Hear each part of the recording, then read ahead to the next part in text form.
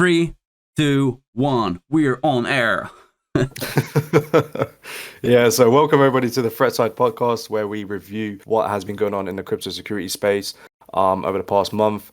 Today we're looking at November. So it was a very interesting month. A ton of things happened and we're here to document it and talk about it. And cover all the news. Yeah, and let's start with the first one, the Unibot exploit. I don't know what to think about it because in crypto space, if your hack is like under a million, it's like nothing, right? Yeah, for sure. We are talking about the Unibot exploit, which actually happened by the end of October, which was October 31st. However, it did stretch to November. So, of course, we want to review all the hacks which occurred in November, and Unibot was one of those. So Unibot, it's essentially a bot which operates on Telegram. Its purpose is for sniping trades on Uniswap. It says it in the name. Yeah, it's very unfortunate what happened. It's also kind of cliche, I guess, to see that a sniping bot got wrecked. A little bit ironic, but Sniping yeah, bot got sniped. yeah, literally by a few black hats or just one at least. But yeah, so it was a total of 560,000. It was in multiple meme coins. And those meme coins were mainly Joe, Unibot, and Bcat. So it was a very interesting hack that took place. It was actually relating to a very popular token approval exploit. We tend to see those a lot on SoloDit and just audit contests. I would say they've probably cut down a little bit now. What do you think, though? You don't tend to see it that much anymore, but it does still occur. Yeah, like I did an audit like half a year ago, and it was the last time that I saw it. But yeah, I guess that the Unibot was not really audited, or was audited by Certic. Yeah. Hopefully we don't Yeah, get but copyrighted. yeah, like I think that 90% or like 99% of auditors find this kind of bugs. So Mm. yeah, that's really bad for the bot. This is something that bots also pick up quite frequently, because it's something that's very easily detectable by a bot, which just, scans in the form of regex, for instance. Some bots are very advanced, so they can pick up on something like this very easily. Yeah, like But I yeah. think that, like, I'm not sure, but I would check if Slytherin doesn't have any kind of detectors for that, because I know that Mm. they are, extending the Slither with some new stuff, really interesting. I think that Slither was either on AST, Abstract Syntax Tree, or Mhm. it uses Abstract Syntax Tree to build some different structure, and then it uses that, or it works on bytecode directly. Too much tools. So too Yeah, much for tools. sure. I'm not sure which of them it's using, but definitely, like, if someone approves the smart contracts and you allow everyone to get the approved coins, it's really kind of basic Yeah, for sure. vulnerability. 100%. In spite of all of this, Unibot was actually, relatively quickly, in order to confirm the hack on Twitter and whatnot. And they did state it was a token approval exploit from their new router, and as a result, they did pause the router to stop the issue from becoming worse. So that was pretty nice to see. Scope Scan was actually the first one to detect it on Twitter, and they gave their advice as well, and just ultimately advised to revoke approvals for the router contract. And that's exactly what Unibot did. But again, this entire situation did cause a 42.7% drop in price within the first hour, where the price actually went from $57.56 to $32.94. And it was doing quite good lately as well. It went to $67 as well at some point. But it literally halved, and it continued dropping, which was quite sad. So, Um, like, right now it's higher than it was before the hack. So yeah, yeah, I arguably, guess yeah. it became some kind of celebrity due to this hack. Yeah, for sure, for sure. I guess when the protocol gets hacked as well, same with like Unibots, or just like bots in general on Telegram, it gives a lot of attention to them, right? And if they can bounce back, then sometimes it's actually a thing that's good rather than bad, right? It's kind of like where projects have a good response to security rather than those which do not address anything and just kind of try to hide it. it really shows a lot about the project's character overall, right? So, Unibot is kind of a good example of this because they decided to compensate the users who actually lost funds to the contract exploit. So that was actually very nice to see because you don't tend to see compensation occur quite frequently, whether it's bots or projects or anything of such like. Yeah, like you hear about projects deciding to compensate, but really, those who are actually compensating users are not that many. Yeah, for sure.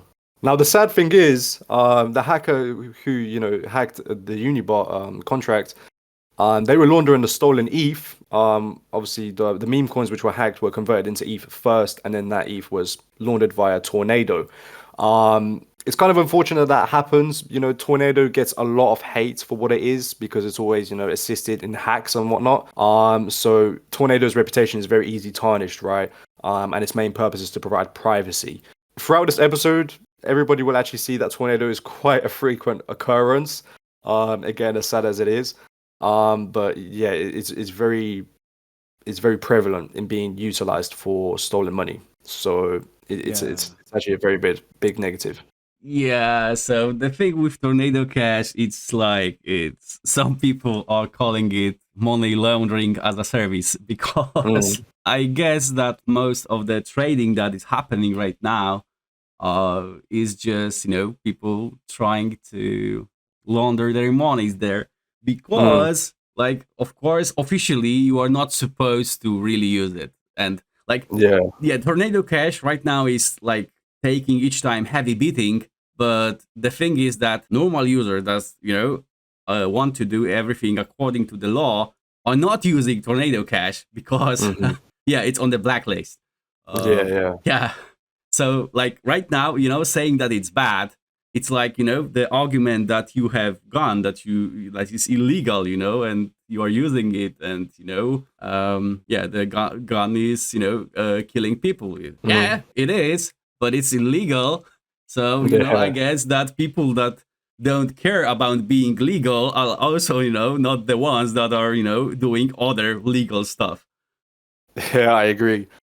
To be honest, the whole Tornado situation kind of causes privacy concerns. At the end of the day, privacy is a human right, right?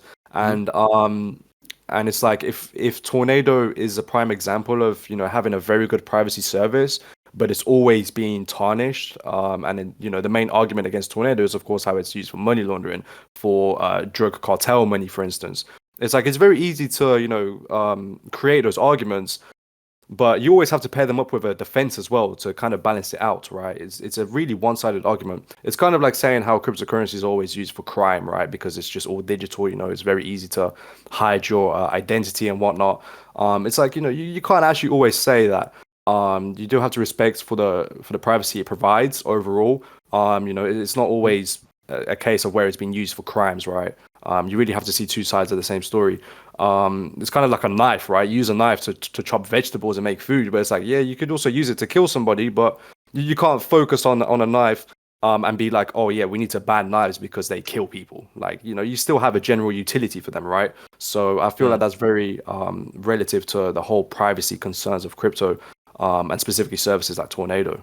100%. And I'm not really sure, if that many people are using it for any like criminal activity, because it's like super hard to withdraw it right now. It's not that easy as you think, especially if you want to launder a million. Like if you are looking at all the addresses that performed some hacks, the money is still on chain.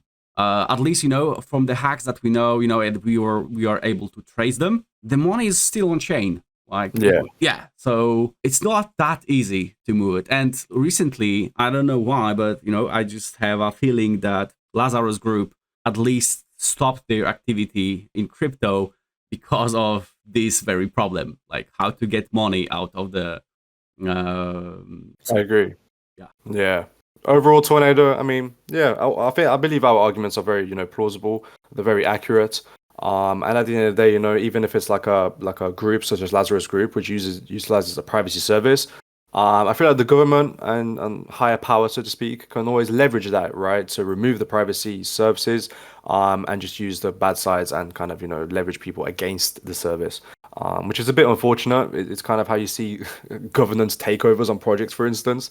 I guess you could apply the same concept here, just in a bit of a different notion. But yeah, it is very sad to see that privacy services get crushed so easily, and there's not much attention given to their overall benefits. Yeah. But Um, I just one thing that came to my mind. It's really easy to have from one side privacy.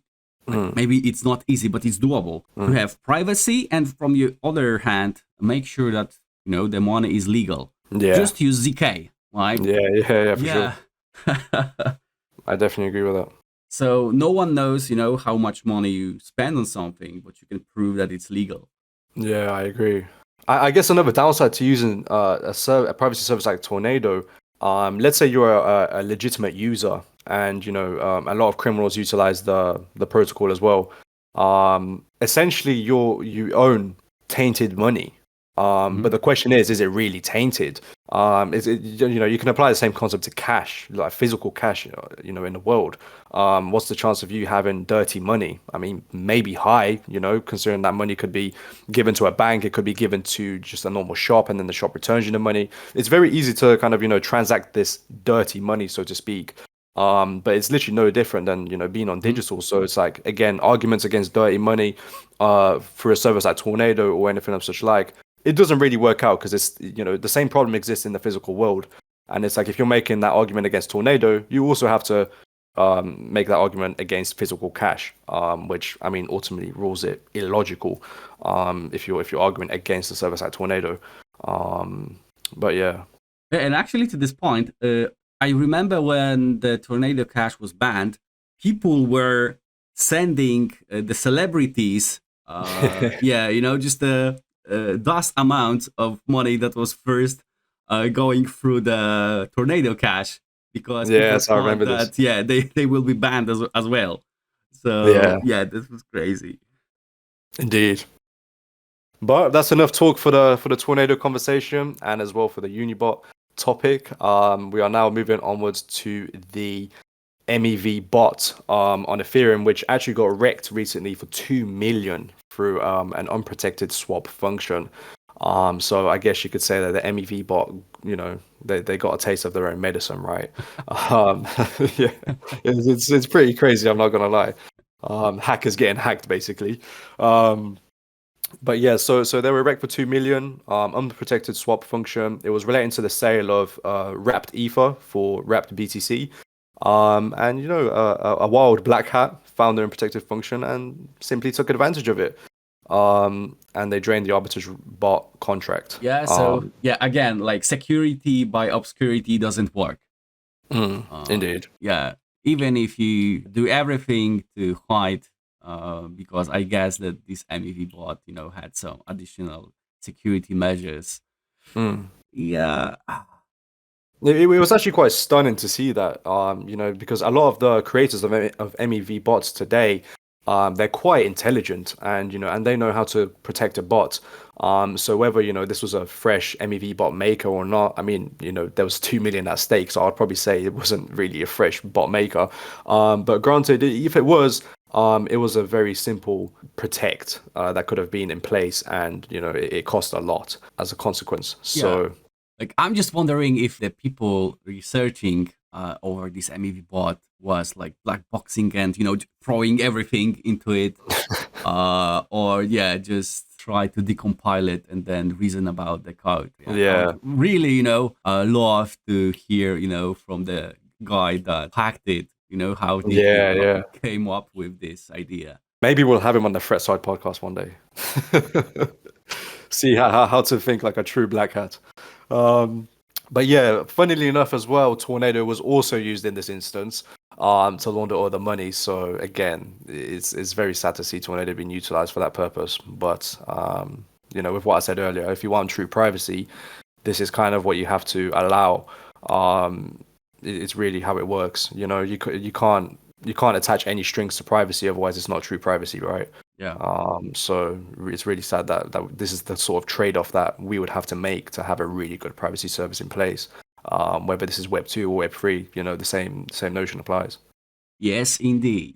And like this is crazy what happened last month. But Yeah. actually, like each month is the same. Like not the Yeah, same, but exactly. the hacks are like totally crazy. Yeah, I what get. the thing is that we are seeing over and over the same kind of hacks. It's Mm, like very hard to have something really unique. I And agree. the next story, which is Onyx hack, is just one of these stories. Yeah. Yeah, Onyx, like recently, which is fork of Compound Finance, end up losing like 1100 ETH around. So it was equivalent of $2 million due to well-known Compound pool empty pool attack.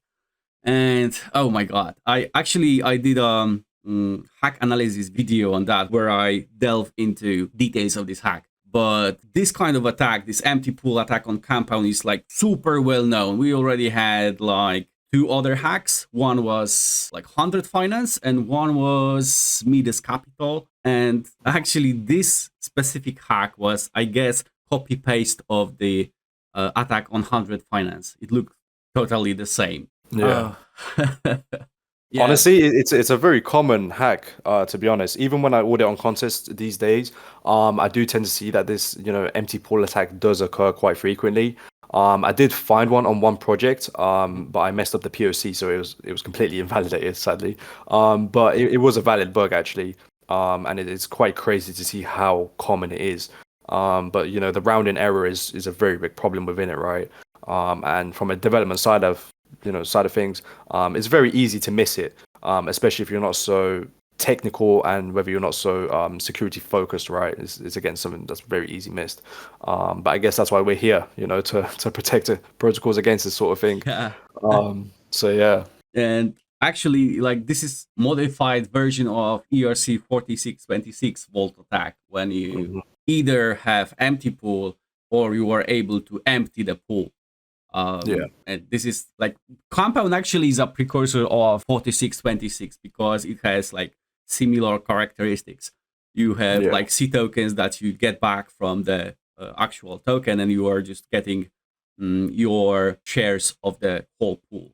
Exactly. But the actual problem here was with new deployed Pepe pool. So the Onyx protocol deployed new pool, and for a few days it had no liquidity. And the problem with Compound is that in Compound V2, every pool is connected. So if you are able to manipulate price in one of the pools, you can drain all the pools. This is really problematic. And I guess that Compound V3 solved that problem by having isolated pools. And I Hmm. know that Venus protocol on BSC also had isolated pools because of that. Yeah, but definitely the attack is so well known that it's a shame that neither the project nor the audit company that did audit for them did not find it.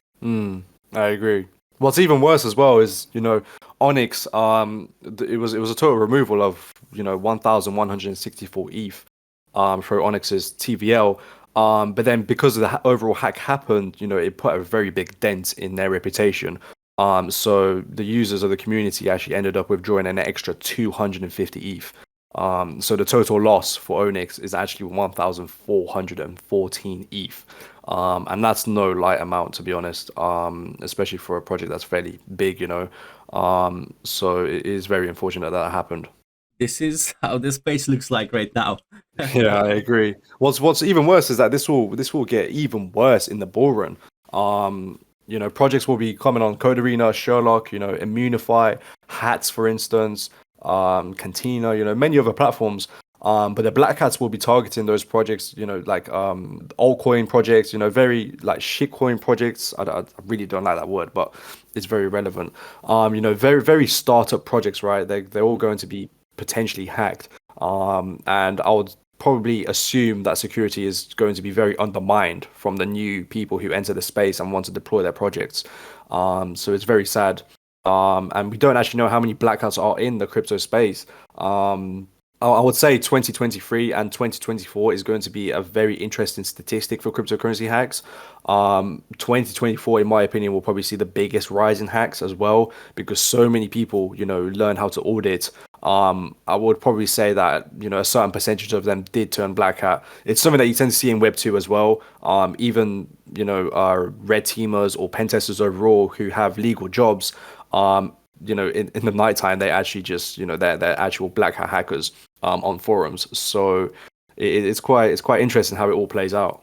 Yeah, and like just wait until the Web 2 black hats move to Web 3. Oh yeah, that's going to be even more insane. I'm not gonna lie, because Yeah. it's not even a step up from their point of view; it's a step down, in my opinion. If a Web 2 person with knowledge on buffer overflows, heap overflows, etc., comes into Web 3, the majority of exploits aren't really that complicated compared to the Web 2 exploits. So it's not really a step up; it is really a step down. Yeah. And it's quite dangerous, to be honest.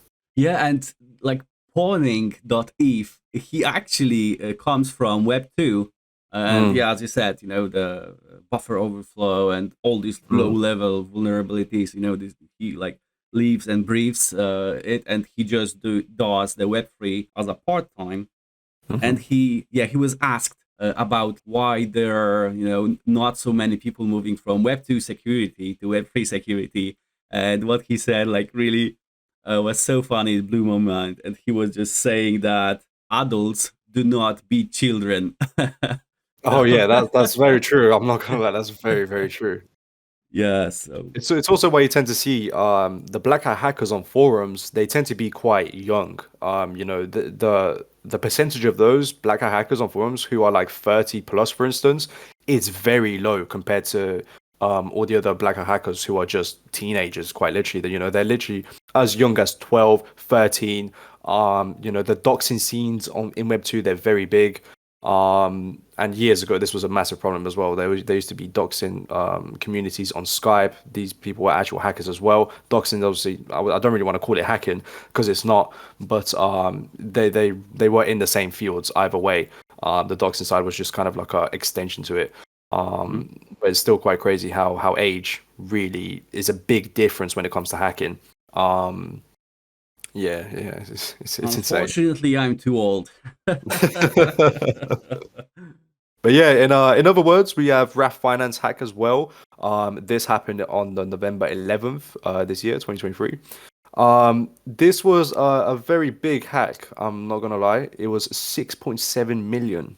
And it was relating to the unbacked R tokens. So the attacker ultimately leveraged a flash loan from Aave, where they borrowed 6,000 CB ETH and manipulated the interest rate position manager contract.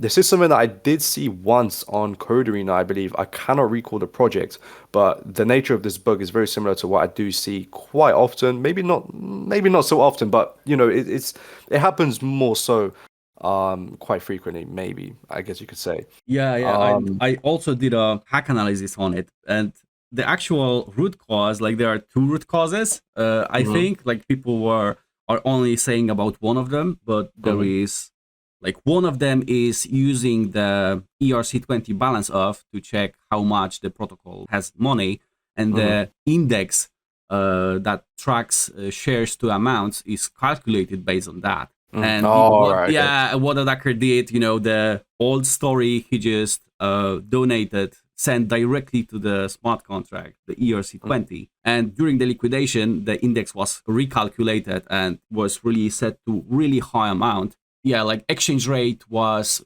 skewed by like factor of 1,000 or something like that. And the second issue was that there was rounding up, not down. The function that they were using to calculate amount of shares was no matter what value you had and what index was, always one was added. So with mhm, the index was skewed and attacker just took 1 cent, I guess, like one way amount mhm, of the token, and of course he should get 0 shares, but because of mhm, this one addition and totally skewed index, he just like retrieved 1 share, and he did this 60 times, and this 60 way of the token, of the shares, allowed him to drain whole pool.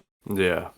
Honestly, precision calculation is something that's very important to take into account when it comes to auditing. And again, it can just be so easily Yeah. go unnoticed. It's quite scary, to be honest, for how severe it really is. And for instance, Trailer Bits audited Raf Finance, as well as Has Finance, and that went unnoticed in those audits. So it really goes to show that even the best of the best firms, sometimes can't see all of the bugs. And this actually is an argument that I actually used on Reach with some of the members. They always kind of doubt themselves for not being able to find certain bugs. And I'm always like, well, if you find a bug that, let's say, Trailer Bits didn't find, or some other very reputable auditor, I mean, who's better in this instance? Is it you or is it them? Like, what do you actually factor in to conclude who's the best or who's good? You can't really, pinpoint it. Ultimately, everybody brings someone else to the table, right? Everybody has a Yeah. unique skill set, a unique perspective, and I think that's important. So at the end of the day, nobody should doubt themselves. Anything can go, unnoticed in an audit. There's a lot at stake, right? There's a lot of pressure on the auditor as well, because if you're doing a solo audit, for instance, and you do miss a bug, I mean, that's your reputation at stake. So the pressure can actually rise quite a lot when you're doing an audit, which is very unfortunate.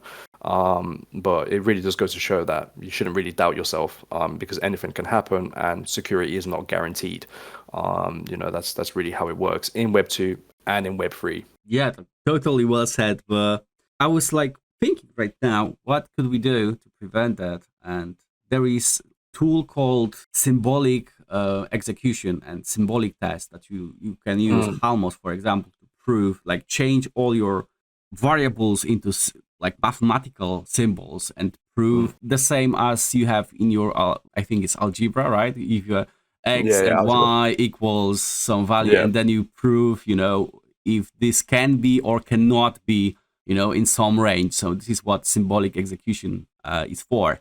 And I think that it would be able to catch such a bug. And actually, I think that in this particular case, even maybe some good force test or invariant test would do the job. yeah, I agree. Invariant testing is very good as well. People need to know the true importance of it. It can honestly show you some really interesting stuff when it comes to testing contracts. Yeah, but actually, there's a catch. I know that 100 Proof was talking about that if the chance of a bug is small enough, like he said, I believe 1 in a million, or one in a, like, some amount of millions, then you could really miss the bug, even with fast tests. Yeah, I would not be surprised, to be honest. It does make sense. Yeah, so still, I think that we as a space, and especially devs and security researchers, need to really start to use, all the tools that we have, like symbolic execution, mutation testing, fast testing, invariant testing, formal verification. And yeah, I already said about it before. Like, you can write your formal test yourself. Like, just take a week or a month to learn it, and damn, just write it yourself and run it Yes, yes. through certain approver. You can, like, pay a few dollars a month, I guess, and yeah, just have their platform and run your tests on their prover. I agree. Yeah. Tests are honestly very important. People undermine them just as much as invariant testing. But testing overall, it really goes to show, like, if you're participating in an audit on Code Arena, or even, a private audit, if a project has no test cases, I mean, that's a very big red flag, right? It goes to show as well what extent the project went to test the security themselves. And granted, they're paying for a security audit, or a public audit on Code Arena or anything. So, maybe you shouldn't be expecting test cases. But it's just a good habit to form from, a protocols side of things, and just be ultimately prepared, right? At the end of the day, nothing really hurts to do that. Yeah, So, but I would add one thing here. Like, Mhm. devs usually, like, only test for happy path, and I would really love to see engagement of security researchers in writing of the test. At least, Mm, the guy just said, "Hey, come on, guys, you have to test this, and that." And in this case, yeah. maybe it's worth, to add some edge case for this. I remember as I was writing one of the smart contracts, I was like testing things like if the Open Zeppelin reentrancy flag really works. Yeah, it worked, but if it was Viper code, it would not work. Yeah, but I was, yeah, like, really paranoid about it. And there is like one, for example, because it was escrow contract. You could put ERC20 and NFTs there. You can then get it back. And there was this one edge case when I was sending ERC20 and withdrawing it, and I was just doing some tests. What if I do it like 10 times? And what if I withdraw it and then give it to another account and again?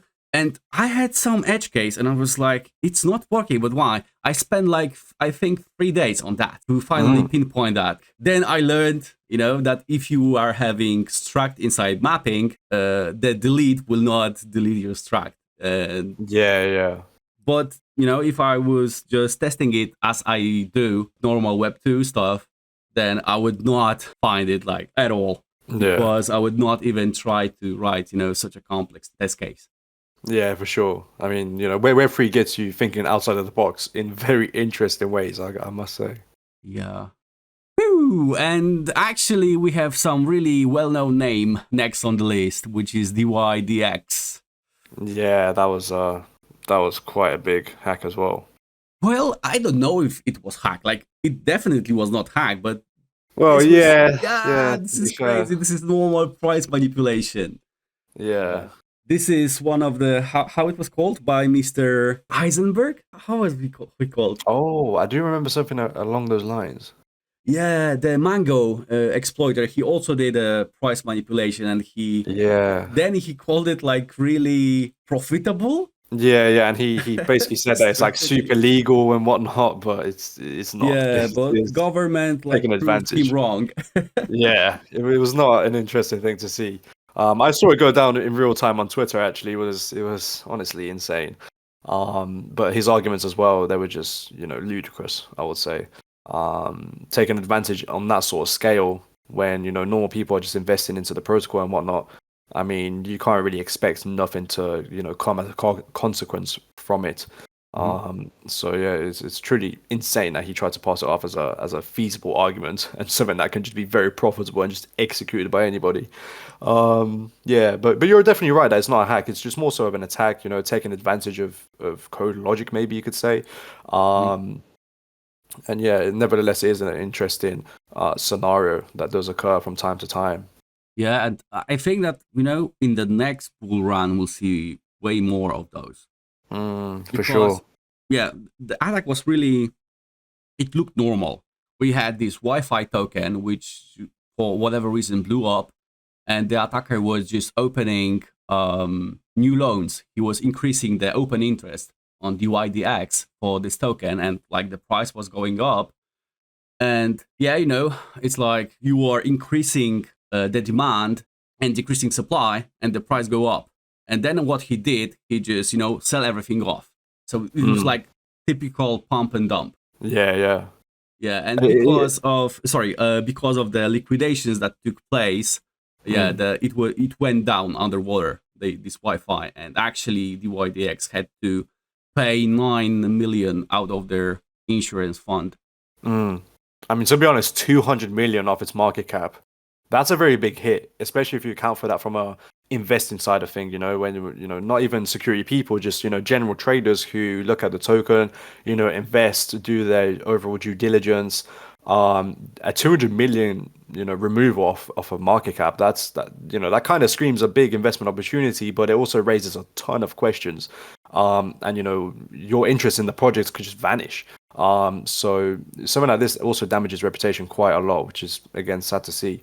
Especially when the projects care about the security and whatnot. The consequences unintentionally are quite big. And in this case, what could be done? I think that DYDX reacted, but after the fact, they just increased the margin requirements for that. So yeah, definitely something that the protocols have to consider from now on. You should really make sure that the tokens that you are using in your protocol are not susceptible to the price manipulation attacks like this, and that they really have some deep liquidity. Yeah, for sure. It could damage both of the parties' reputation. So there's a lot at stake, basically. Yeah, one token which had 9 million losses, but your protocol loses 200 million, right? And then we also have the HTX and Hecko cross-chain hack. This was quite big as well in terms of its loss, 26 million. And it related to the Hecko chain bridge, which was compromised. So the attack actually included withdrawing stablecoins, and as well as ETH, SHIB, and Link, and also many more. It did lead to a temporary suspension of withdrawals and deposits on the Hecko chain, which of course created quite a big disruption for normal traders, which utilized the overall chain and the bridges and whatnot. Justin Sun, the founder of Tron, announced that HTX will fully compensate users for any losses which were incurred due to the hack. I guess that's a benefit. I did say earlier that compensation is something that we do not get to see often, but it's nice to see it in this instance as well. I guess that it seems to be a trend now that the compensation aspect from projects is increasing, which is good to see. I guess this increases transparency in the crypto space for the project's reputation, because if it was just a continuous line of just projects never compensating users, I would say that the general traders, investors, and whatnot, they would be more against invested in crypto. Maybe, perhaps, some do not care simply, but for some, it goes a long way, right, to ensure that their investment is safe. So it does reflect on the crypto space either way, especially in such big amounts like 26 million.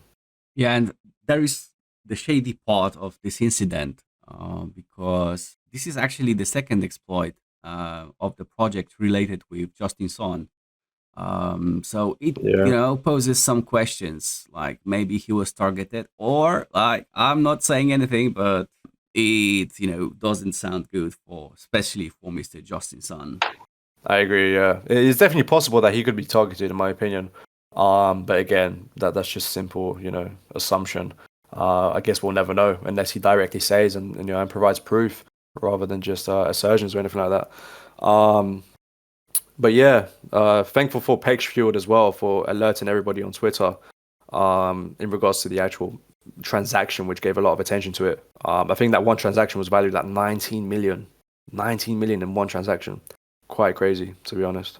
Yeah, and like, we still don't know what really happened. There are just people are suspecting that it was like private key leak. Another private key leak. Oh, like, those are one of the biggest hacks again, but I don't know what need to really change. Like, when will the people learn how to really store their private keys, especially if you are having such big amounts of money on you. I agree. Yeah, things like hardware security modules.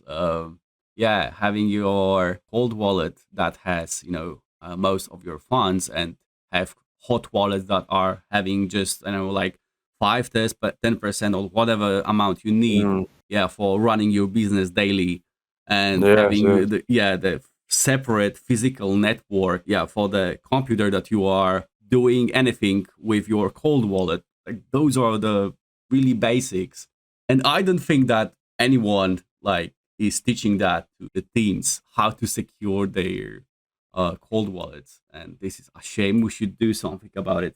I agree. To be honest, in regards to the private key conversation, this is something that you do tend to see on Web 2 as well, specifically with API keys. Multiple times I actually saw on HackerOne leaked API keys which can be leveraged, from just a normal user perspective, or black hat perspective even, and it can have some severe consequences. So it's quite alarming to see that the same issue persists in Web 3. Slightly in a different aspect, but it's still really the same problem. So hopefully we can see the future involving some sort of remedy to this. But time will tell. Time will tell. Yeah, there's this old cliche that we are still young, as a space. It's quite common to see that. Yeah, but I don't know if we were like really young, like 10 years ago. But right now, I think that we should, start to learn our lessons. I agree. Just focus, just grind, and just ensure that security is at its max. Yeah, definitely. And continuing, like, this is the most crazy story of this month. Definitely Kyber hack. Yeah, this one is truly insane. Not only for the hack, but also for I guess maybe the delusion from the hacker a little bit. It's truly remarkable. But yeah, go into it though. It's absolutely crazy. Yeah, so Kyber Swap recently on November 22 lost 46 million on one hack, and it was so unusual that not many people really understand what happened. I did a video on that, but I don't know how much hours I spent just to try to understand what really happened. Just and after reading the other people analysis, I still could not wrap my head around it. But this actually concerned how Kyber Swap worked in relation to their concentrated liquidity pools. You have to know that in concentrated liquidity AMMs, the thing is that you have not the liquidity spread across the whole price range, but you can provide liquidity for specific price ranges. And the price ranges are really discretized into the small amounts called ticks. And each tick has their own liquidity. So, for example, tick 100 may have like 1 million liquidity, but tick 200 may have just like $100,000 liquidity. And the thing is that each time that you are moving the price through other ticks, you have to update the liquidity that you have.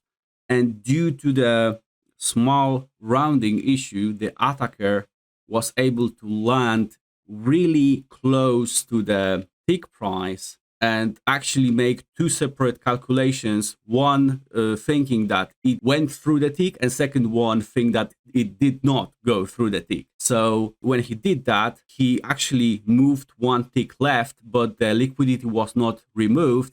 And then he moved back and liquidity was added again. And actually what he did like infinite money glitch, because he was able to inflate the liquidity very much and thus drive the price down. Unfortunately for Kyber, get most of the liquidity. It's probably one of the most complex hacks that's happened in the crypto space, isn't it? Oh yeah, it is definitely one of the most. Actually, I'm not really sure if I saw anything as complex as this hack.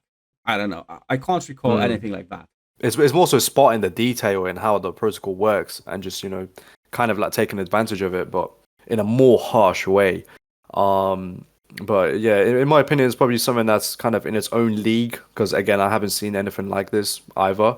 So it was very interesting to see this, but in my opinion, what's even more interesting about this whole scenario, obviously, you've got the hack, but then you've also got the actual hacker who basically tried to take the whole protocol as hostage. He was given a lot of sarcasm on Etherscan, well, just the Ethereum network, with his transactions. Obviously, if you don't know already, you can embed messages into transactions. For those who are just unaware of that fact.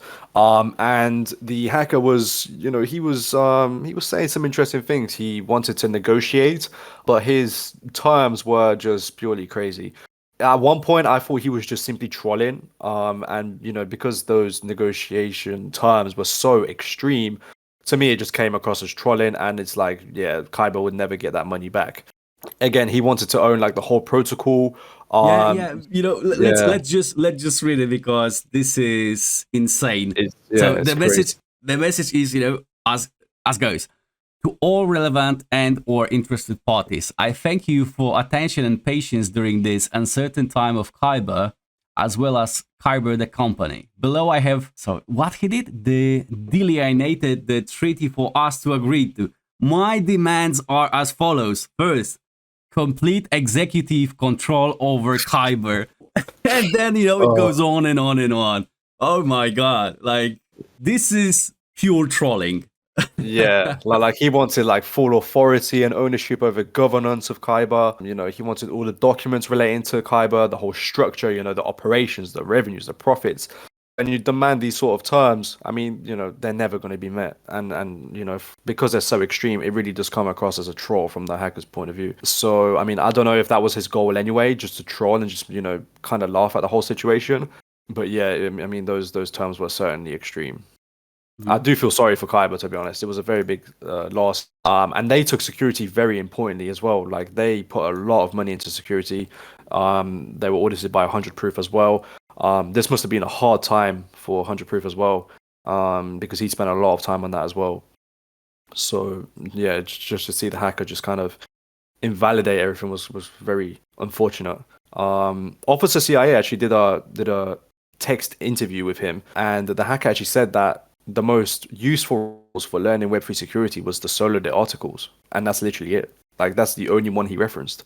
So I'm assuming he just read a ton of Solidit, reports that are posted on there, and he kind of learned that way. I guess it is a very effective way to learn Web3 security for free as well. Attention And to all black hats. then Use Solidit.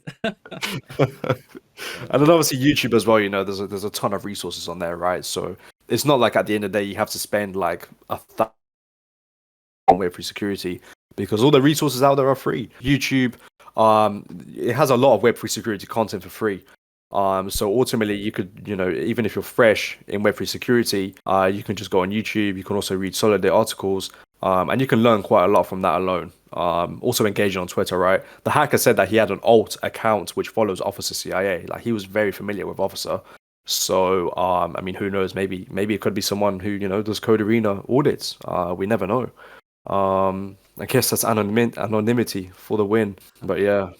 Yeah, like I know that Officer CIA is like really well known. Like just Yeah. look at the amount of followers he has. Like I don't know about from maybe Madhya Gupta and Sam Son anyone else that has as big audience as him. So I would not be like amazed if it turned out for him to do Code Arena or Sherlock or maybe placing one of the top places there. Yeah, I agree. I'll say he would be in a very good position to do that sort of thing.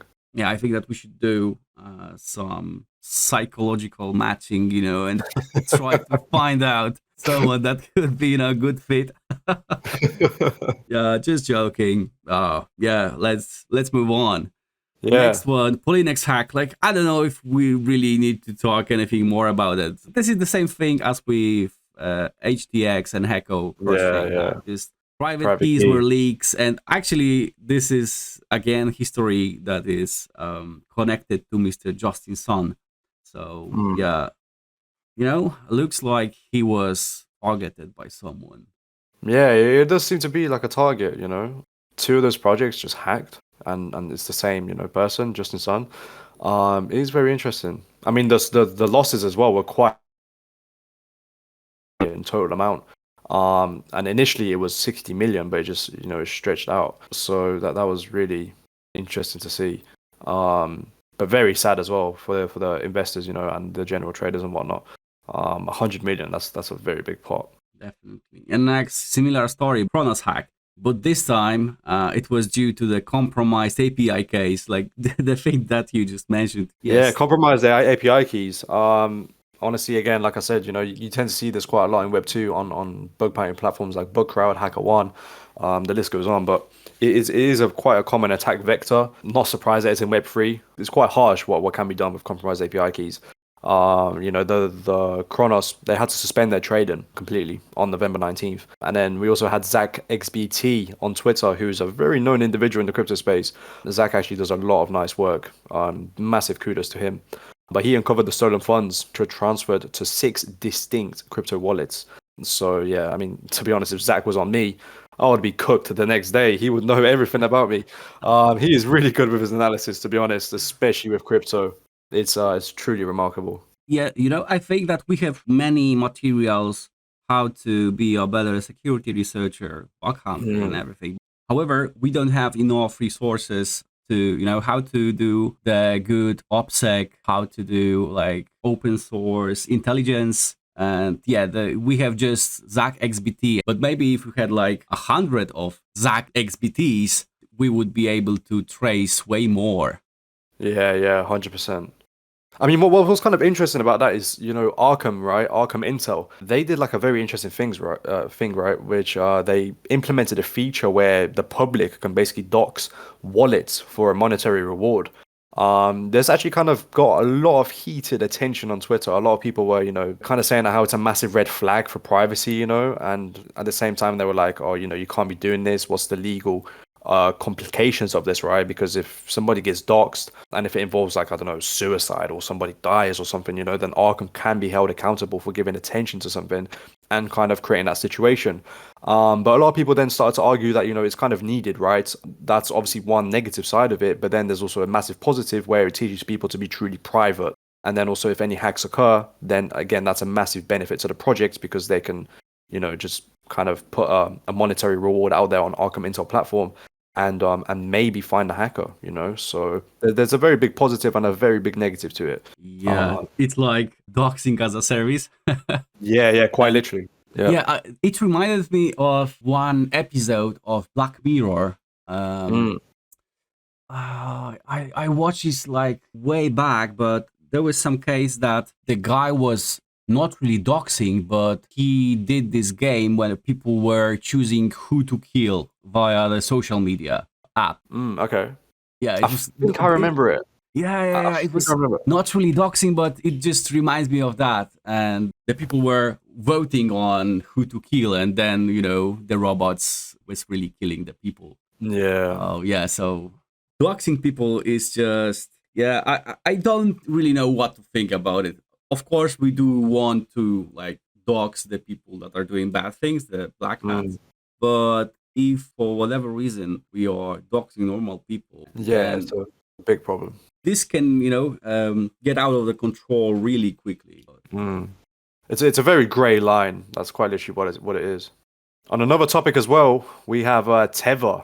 They froze 225 million worth of stolen USDT after a Department of Justice investigation. So, the DOJ, communicated with Tether quite closely. And it was self-custodied wallets. And they were related to an international human trafficking group in Southeast Asia. So there's quite a few documentaries that I watched on YouTube. You tend to see the human trafficking groups in Southeast Asia or just anywhere in Asia. It does tend to be a common trend. But this one was specifically involved in apparently a pig butchering romance scam. Quite an interesting name. I don't really know what to think of that name. But at that sort of value and pairing that name to it sounds like something very weird. But it was the largest freeze of USDT to date. So yeah, I mean, 225 million, that's an absolute crazy amount of money, especially from human trafficking. That's, that can put you on the radar very quickly and very easily. But apparently the DOJ, I don't know why I keep mispronouncing it, but they were involved in collaboration with the cryptocurrency exchange OKX, OKX. And they're a pretty popular exchange. I'm not gonna lie. They, you can do futures on them, and just general trading. They're definitely no small fish, let's just say. And yeah, and then of course we had the analysis from Chainalysis, which was very useful. They are actually very good. I remember when I was writing my dissertation, and I was doing cryptocurrency forensics, I actually used Chainalysis as a source for their diagrams because their diagrams are very nice. Their analysis is very accurate as well. Their overall system in place is very accurate. So yeah, massive kudos to Chainalysis, especially in situations like this, when it comes to human trafficking. It's a very serious thing, and it's truly sad to see that it goes on in this world. It was a very weird seizure, but I'm glad it happened, and I'm glad the group was ultimately taken down to obviously stop this from going on further. On the other note, finally, all those meds and highs from Code Arena and Sherlock concerning blacklisting, are true. Like finally someone got blacklisted. Exactly, yeah. I feel like that's kind of maybe a little problem as well, especially if we correlate this to the tornado talk that we had earlier. Tether could blacklist any sort of people who use Tornado Cash, who maybe, let's say, deposit Ether into Tornado Cash, get the Ether out, and then convert that same Ether into USDT. What if, Tether just decided to freeze all of them? That kind of creates a big privacy concern as well, especially given the fact that they are responsible for like 70% of BTC inflow. They are a very big player. And when it comes to privacy, I mean, something like this is a problem as well. I guess it is centralized, and that's for the better ways, especially when you have cases like this of human trafficking. But again, it does raise big questions for privacy, which is alarming. But nevertheless, I'm still happy that human trafficking group got took down. Definitely. But I'm just wondering here, concerning USDT, like they are, free to blacklist anyone that they want. Yeah. And for example, they blacklist you and you don't know why. And is there like any other company that you know, or any judge or government or anyone that you can complain to? Hey, Yeah, listen up, I I got don't even my think money so. seized effectively, and what to do about it? And Yeah, probably not possible. I wouldn't know what to do in such a situation. Because even if I did have a chance to go through to like a judge or like Tether or something, my request would probably not even be seen. It's just a random person just requesting for an unseizure of their wallet, or the address. So probably wouldn't get anywhere with it, which is pretty bad. Especially if it was just done by accident or something. You tend to see this with banks as well, in traditional banking. Um, you have like UK banks, for instance, in my country, where they just flag accounts for no reason. Let's say you deposit like withdraw, sorry, 2K from Coinbase or Binance or something into a bank account. You can be flagged very easily, even though if it's all legitimate money, even if the bank condones cryptocurrency trading, you can still get flagged, and then you'll be waiting months to actually result that flag, and then you can't actually utilize the bank account. So yeah, I mean, I'll say this kind of same problem exists in traditional banking, which is very problematic. yeah, the same goes, you know, with Poland.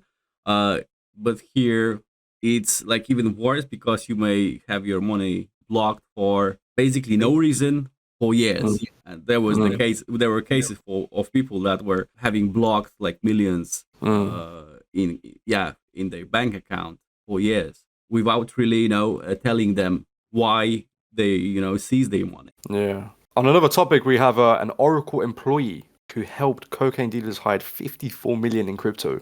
That is truly one spectacular title. 54 million and helping cocaine dealers. What's also like more interesting about this is that it was for imprisoned cocaine traffickers. I don't really want to say their name. Don't need to really say that. But it was a duo of people, and they were sentenced to 21 and 19 years. But yeah, they operated a pretty big, lucrative narcotics business, which was just mainly focused on cocaine. And yeah, it was pretty interesting. But they attempted to just conceal a ton of money in crypto from all the dark web sales that they got on various markets. And they even purchased 30,000 ETH at some point, which is currently valued at over 54 million. Maybe Yeah. probably outdated now because the prices keep fluctuating as of recently, but it's around there. Nevertheless, it is still a big number. Yeah, but still, Um, if they were imprisoned, and how did they communicate? I don't know. I guess maybe the prison was using Oracle database or something. Oh, this it's is definitely such a interesting. crazy story. Yeah, it's certainly Uh, weird. yeah, But it's really good to show that the extent criminals go to still make things work, right? Even some of the best criminals who get sentenced to prison and whatnot, and they get like life, for instance, for all their crimes. Sometimes they still work out of prison. Like nothing really changes because they are just so connected. This is kind of like maybe a common occurrence, I could say, but it only happens with the top criminals. yeah. Yeah, It's like they should recall the undercover boss in prison for for people jailed there. That would be yeah. hilarious. And then we also have Arve V2 and V3, which had a security incident. If you want to go into that, though. So recently, AVV2 and V3 had security incident. Unfortunately, we do not know what happened. We only know that the stable rates were paused in case of Aave. Unfortunately, because Aave is heavily forked, the team didn't disclose what happened. I guess that they disclosed it to all the forks of Aave, and they are waiting for them to prepare some measures, and only then they will disclose what really happened. But this was actually high vulnerability, which was reported on Immunify, and later it was upgraded to critical, which is like really good. Like I Yeah. don't have words to say how good job Immunify is really doing for the projects that really want to be secure. And this only shows that, first of all, that they are still white hats and good people in this space, but the Aave V2, I don't know, apart from Uniswap Compound and Aave, which other project had more audits?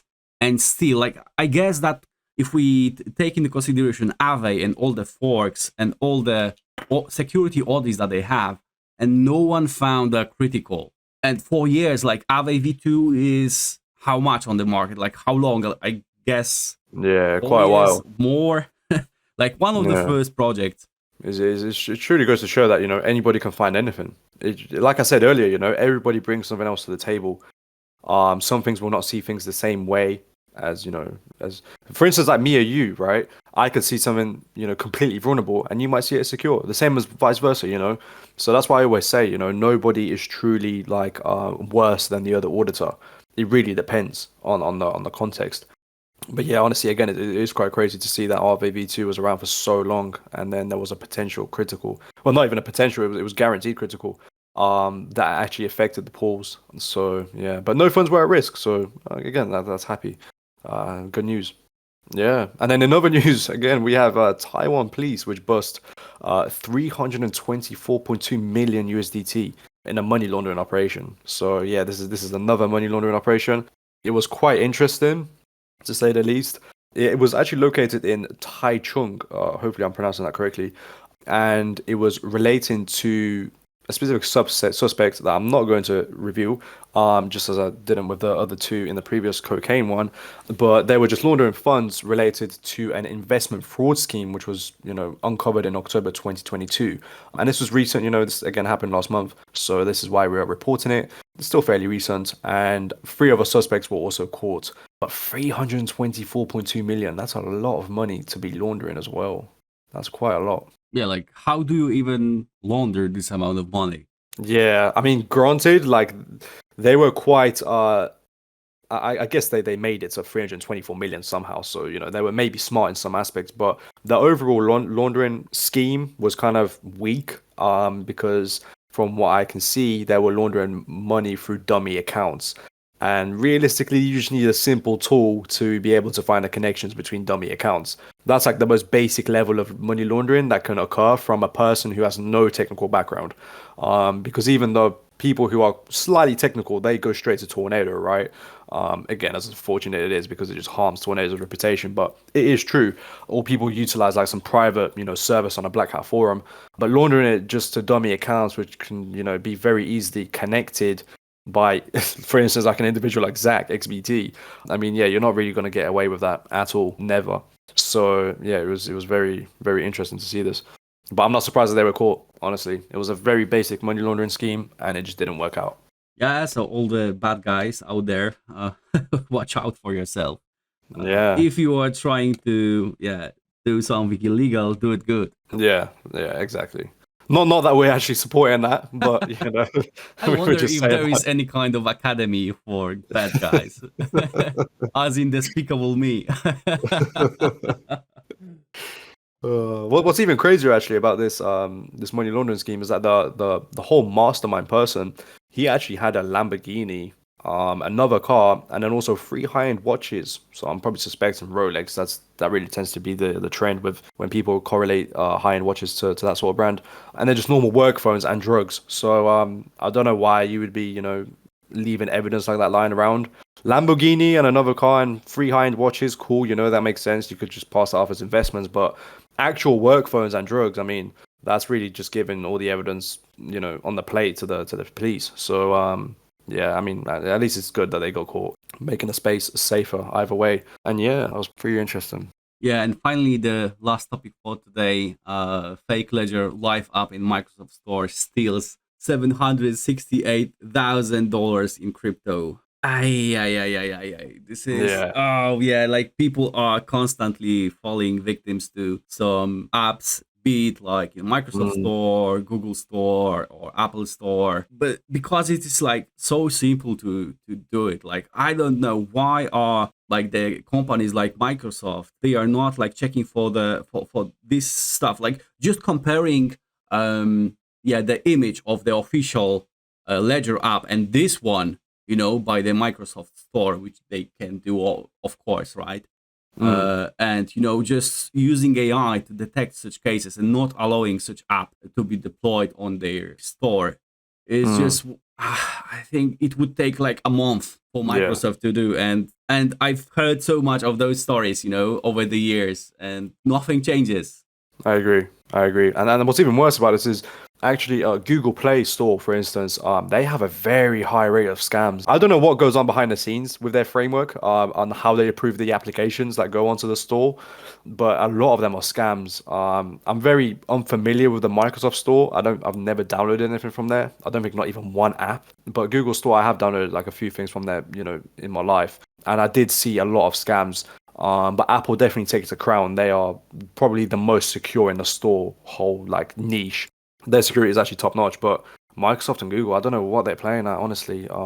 Very big companies, very big. And security as well. It's like, do you even care about the security at this point? Like, it doesn't really look too good.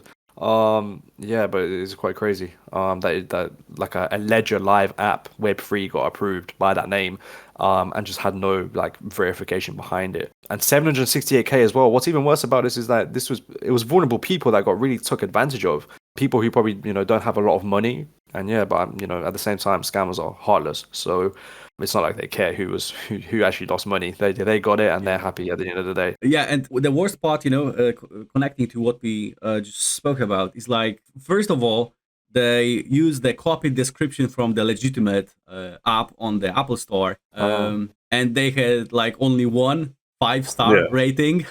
Oh, okay. And Wow. developer name was official dev. I'm citing a quote unquote official dev. Oh my God. Very, Yeah. very bait name. Yeah, and the Microsoft Store should definitely do anything about that. Yeah, I agree. Yeah, but again, we had our hero, Zach XBT, that raised the alarm on November 5th, revealing that the app has actually stolen almost $600,000 from users who installed it up to date, and like later it was increased by another like around $200,000. Like, good thing is like that at least like the Microsoft swiftly reacted, and after raising this alarm, they will just remove the app the same day. But like, in my opinion, it should not really land there in the first place. I agree. I definitely agree. Time obviously is a very important factor in things like this, situations like this, sorry. And like you're saying, it shouldn't have been on there in the first place, but it's still good that time was a very big factor in this, and they could have deleted it very quickly. But at the end of the day, it was still 768K that was just gone in that entire time frame. So Microsoft should have done better, to be honest, way better. The thing also here is that when we hear about the losses, we are just seeing the numbers, but we are not seeing the people behind that. And in this case, the victims reported significant losses. Some of them were sharing on Reddit that they lose basically all their life savings. Yeah, this is the thing that no one talks about, but I think that recently Peter Karjewski was talking about it in one of the interviews with him, that you have to imagine like all the families losing money, the fathers not having money for their kids. And we should really not treat everything, all these hacks, as a numbers, but as a people losing money. Yeah, I agree. Can't just be some statistic. Yep. Yeah, certainly agree. Well, I think this is the end of it, though. Yep. It was quite a ride, but... No, but honestly, we covered a lot of things. It was very nice covering all this information. We're going to be doing this on a monthly basis. Even with maybe some important events, where we'll hold some live talks or whatever. We'll see where this goes. But guys, if you did enjoy this podcast, be sure to leave a like and also comment just to let us know how we did, and just so that we know whether to continue this this podcast or not. Yeah, again, I hope you enjoyed everything that we've spoken about. Hope you enjoyed our views as well and our overall coverage. Yep. So that's all for today. Thanks a lot, and see you in the next one.